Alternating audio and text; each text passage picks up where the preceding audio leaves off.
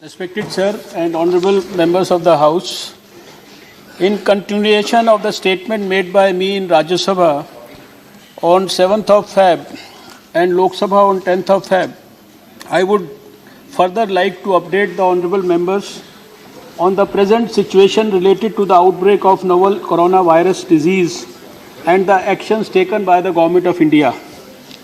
As mentioned earlier, coronaviruses are a large group of viruses that cause illness in humans and animals.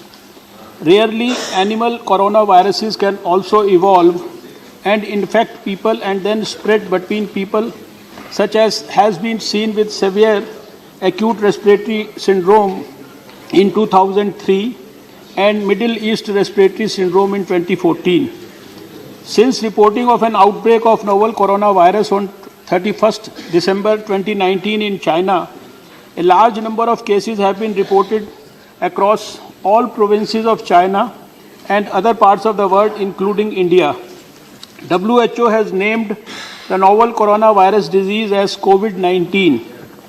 As on 4th March, a total of 80,270 confirmed cases and 2,981 deaths have been reported in China.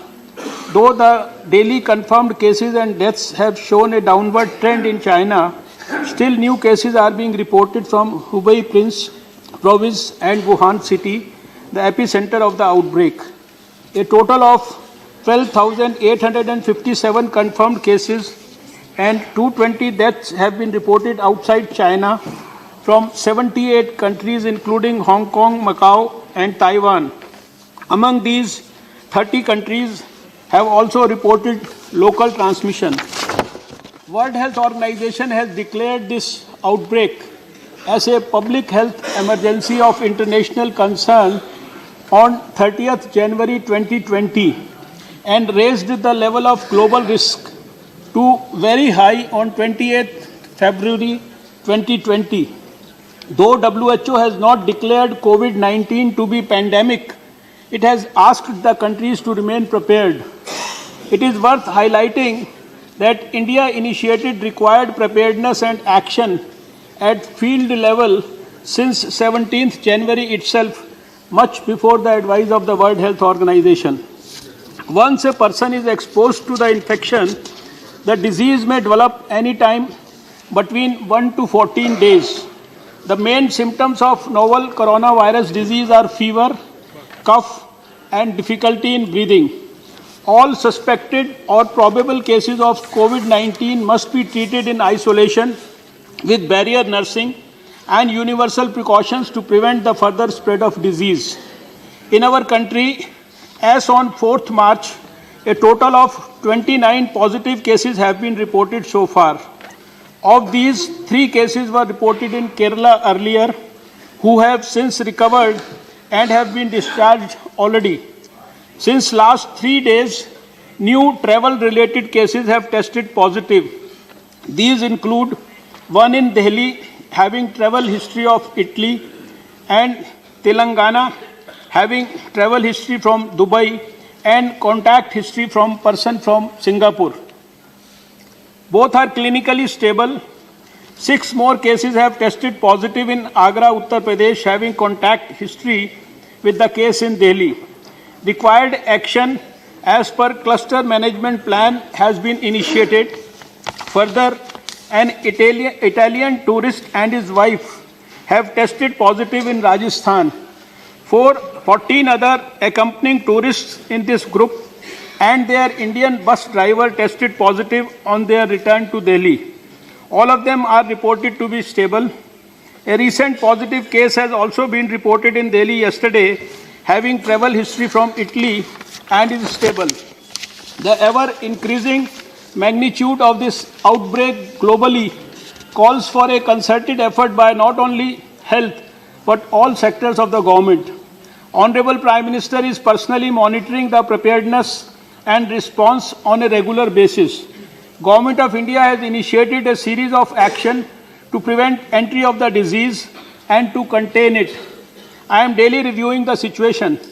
A group of ministers consisting of Minister of External Affairs, Minister of Civil Aviation and Minister of State for Home Affairs Minister of State for Shipping and Minister of State for Health and Family Welfare, chaired by me, have been constituted to monitor the situation.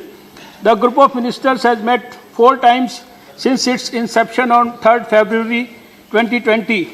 Cabinet Secretary is taking regular reviews with all related ministries of Health, Defence, Ministry of External Affairs, Civil Aviation, Home, Textiles, Pharma, Commerce and other officials, including with State Chief Secretaries. My own ministry is constantly reviewing the evolving scenario. Video conferences are being held with states every other day. Government of India has also taken several measures to control the risk of novel coronavirus infection spreading to India.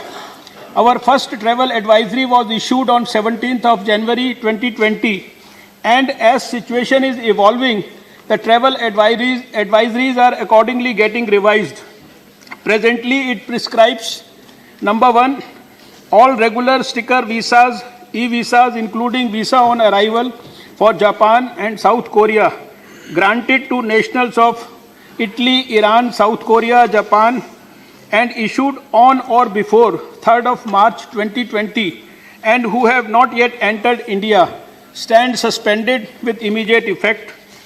Regular sticker visa, e-visa granted to nationals of People's Republic of China, issued on or before 5th of Feb 2020 were suspended earlier.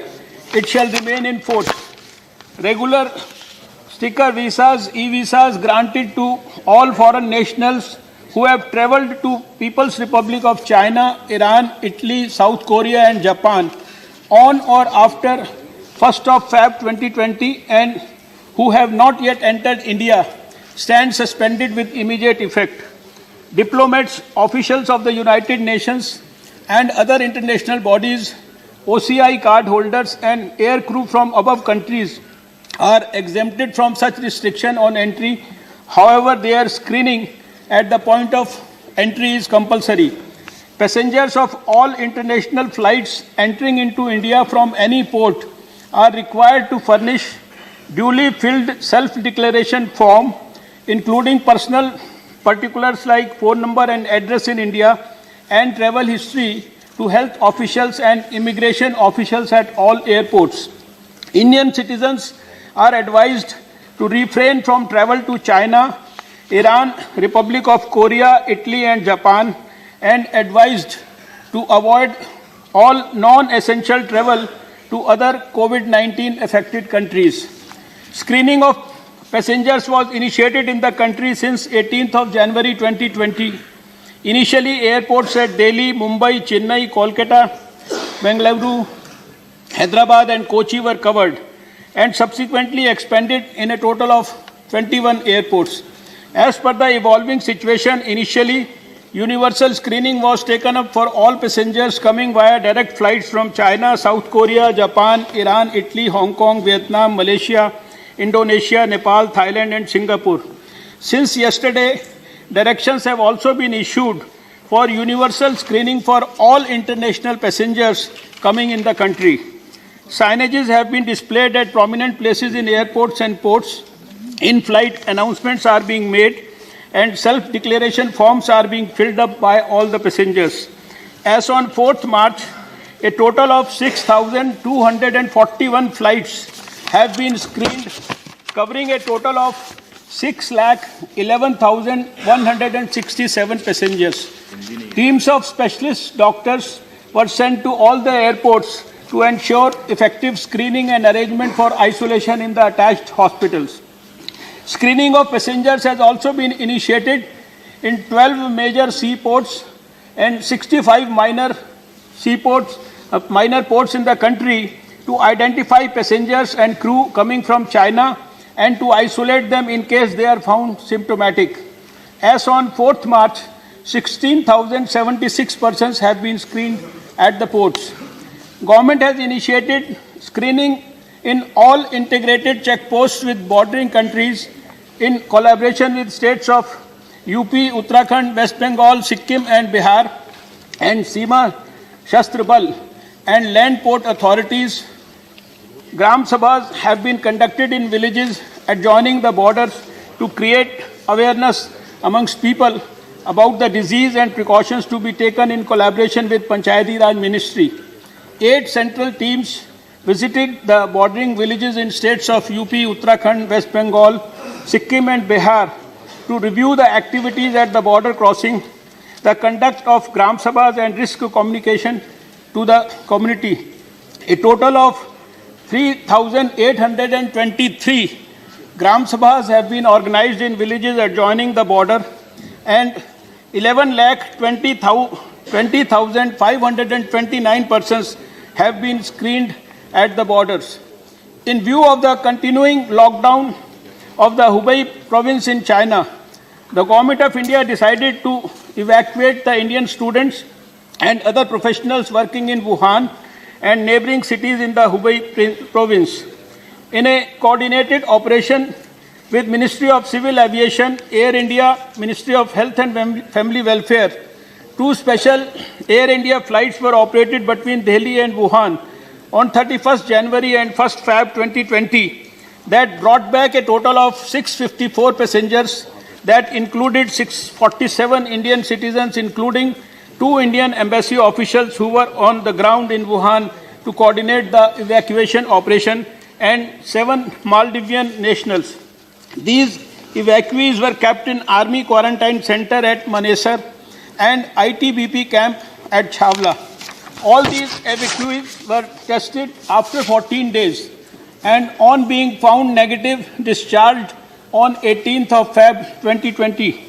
Further, Indian Air Force on 26th Feb 2020 has evacuated a total of 112 people from Wuhan, which included 76 Indians and nationals from Myanmar, Bangladesh, Maldives, China, South Africa, USA and Madagascar. The evacuees reached Delhi on 27th Feb morning and are kept at ITBP camp for quarantine for a period of 14 days as per the protocol. I am happy to inform that they have all tested negative so far and are stable. This flight also had carried personal protective equipments, disposables and medical equipments, which was given as a goodwill gesture to China from the Indian government. The Indian embassy and consulates are also in regular contact with the Indian community in other parts of China and is keeping a constant track of their well-being. Another evacuation was successfully carried out by Air India by bringing back 124 people on 27th Feb morning, including 5 foreign nationals who were aboard the COVID-19 infected cruise ship Diamond Princess from port of Yokohama, Japan. They are kept in army facility at Manesar for 14 days quarantine presently. I am happy to highlight that even these evacuees have tested negative and are stable. Regular surveillance has been initiated across the country for all cases having travel history from all major COVID-19 affected countries and for people having contact with such persons and having fever, cough or breathlessness. Through integrated disease surveillance network, all such persons are tracked, and as on 4th March, a total of 28,529 persons were brought under community surveillance and are being monitored. The state surveillance officers, district surveillance officers, and rapid response teams of health professionals under the leadership of the state health secretaries are monitoring all such people on a daily basis. Sufficient isolation beds have been made available in the tertiary facilities across the country to manage any outbreak.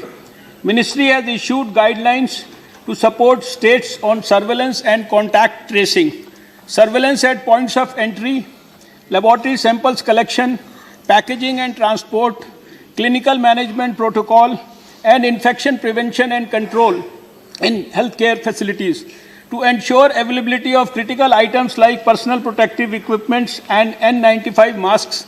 The exports of the same were also restricted. A buffer stock of personal protective equipments and N95 masks is maintained by states as well as the union government. National Institute of Virology, Pune is the nodal laboratory. As part of ICMR's preparedness for re-emerging infectious disease, NIV Pune has established capacity for molecular diagnosis of COVID-19. Next generation sequencing is also established. Testing of clinical samples has also been initiated in 15 more laboratories. Another 19 laboratories are being prepared to test samples to ensure adequate geographical spread across the country. The network is being further expanded. Risk communication material has been prepared and is widely disseminated even in regional languages through states. Required awareness in communities ensured through technical briefings by experts in radio and television. Daily press briefing is being held by the Ministry of Health and information is being shared through social media also. A 24/7 control room is operational with call center number as 011-2397-8046. So far, more than 9,200 calls have been attended, including 667 international calls. Government of India is in regular touch with the World Health Organization's headquarters, regional office and the country office to get updates on the evolving scenario. Our focus is on adherence to core capacities for disease preparedness and response, which include surveillance, laboratory diagnosis, hospital preparedness, logistics management, capacity building of healthcare staff, and risk communication to the community. The scale and extent of our interventions have increased in alignment with the evolving situation of COVID-19 across the world and India in particular. With the increasing global spread of the diseases, we are confronted with new challenges.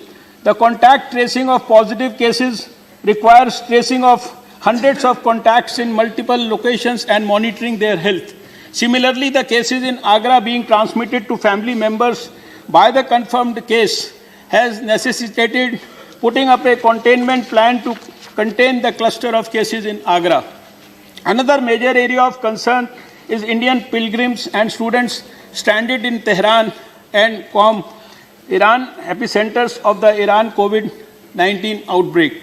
Government of India is following up with Iran authorities for their well-being and to tie up evacuation as per need. In addition to manage travel-related cases, additional challenge is to contain clusters due to local transmission that requires highly resource-intensive containment operations. We have provided the containment action plan to all the states. A national level training workshop has been planned for all the states and hospitals from other ministries on COVID-19 management on 6th of March 2020, which will then be taken up to district level. Senior officers of the ministry have been deputed to states and UTs to review their preparedness and provide required guidelines in the containment efforts. We have designated district collector as the nodal officer at field level for containment operations. States have been guided in terms of identifying containment zone, buffer zone, and preparation of micro plan to ensure effective, active, and passive surveillance and contact tracing through interdisciplinary teams in the areas where cases are located. I want to inform this House that the government is taking all necessary measures to prevent the spread of COVID-19 in India. I seek your cooperation in this particular endeavor. Thank you. Thank you, Minister.